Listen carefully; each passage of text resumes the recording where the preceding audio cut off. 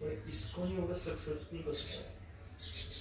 ISKCON जसं मी सांगितलं ब्रह्ममाधव गौडीय संप्रदायामध्ये, तर ह्या संप्रदायाची 10,000 वर्षांसाठी जगभरामध्ये प्रचार होईल असं शास्त्रांमध्ये लिहिण्यात आलेलं आहे. भरपूर शास्त्रामध्ये त्याचं प्रमाण आहे. म्हणजे ऑलरेडी लिहिलेलं सगळ्या शास्त्रामध्ये संस्था ह्याचं इस्कॉन म्हणून नाही, पण चैतन्य महाप्रभू जे स्वतः कृष्ण आहेत, भगवान कृष्ण 5,000 वर्षांपूर्वी आले, अर्जुनाद्वारे आपल्या सगळ्यांना भगवद्गीता सांगितली. जी संस्कृतमध्ये आपल्याला काही जणांना कळली नाही कळली, लोकांनी उलटे सुलटे अर्थ पण लावले.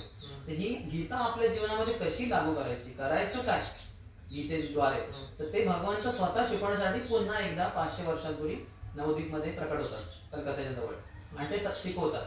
आणि त्यांनी प्रेडिक्शन केलेलं आहे, भाकीत केलेलं आहे की पृथ्वी ते आचे याचा नगर आदी ग्राम सर्वत्र प्रचार होईल मोर नाम. पृथ्वीवर जिथे जिथे काही गावं आहेत, शहर आहेत, सगळीकडे माझ्या नावाचा म्हणजे भगवत भक्तीचा प्रचार, त्याची एक मोठी लाटच येऊन जाईल. तर ते सगळं आता 500 वर्षांपूर्वी त्यांनी सांगितलं. 500 वर्षांपासून पुढील 300-350 वर्ष सुद्धा सगळे भक्त विचार करत होते की महाप्रभूंनी सांगितलेलं आहे की जगभरामध्ये प्रचार होईल. आपलं तर फक्त थोडंफार भक्ती चाललंय बंगालमध्ये, महाराष्ट्रामध्ये अर्थात तुकाराम महाराजांकडून थोडी होती क्रांती, पण हे गौरांग महाप्रभू चैतन्य महाप्रभू स्वतः कृष्ण आहेत, त्यांनी ज्याप्रमाणे सांगितलेलं आहे ते तर अजून झाले नाही. पण त्याच नंतर श्रील प्रभुपाद आमच्या संस्थेचे संस्थापक आचार्य, त्यांचा 1896 चा जन्म आणि 1965 साली जे 70 वर्षाचे होते, त्यांनी मग अमेरिकेमध्ये जाऊन हा मोठा प्रचार सुरू केला. आणि त्यांनी मग आपल्या शिष्यांना जगभरामध्ये पाठवून फक्त 12 वर्षांमध्ये इस्कॉनची 108 मंदिरं बांधली गेली. 1965 ते 1977 फक्त 12 वर्षांमध्ये 108 मंदिरं. ओके, फक्त 12 वर्षांमध्ये. नॉर्मल होती का ह्या टाइपचीच अशीच मंदिरं?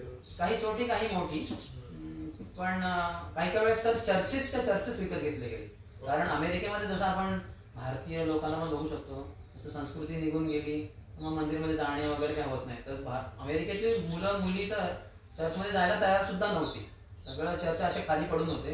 म्हणजे जेव्हा प्रभुपाद गेले आणि त्यांनी भक्तांनी सांगितलं त्या लोकांना, जे कोणी चर्चेसचे इन्चार्ज होते, की तुम्ही आम्हाला द्या.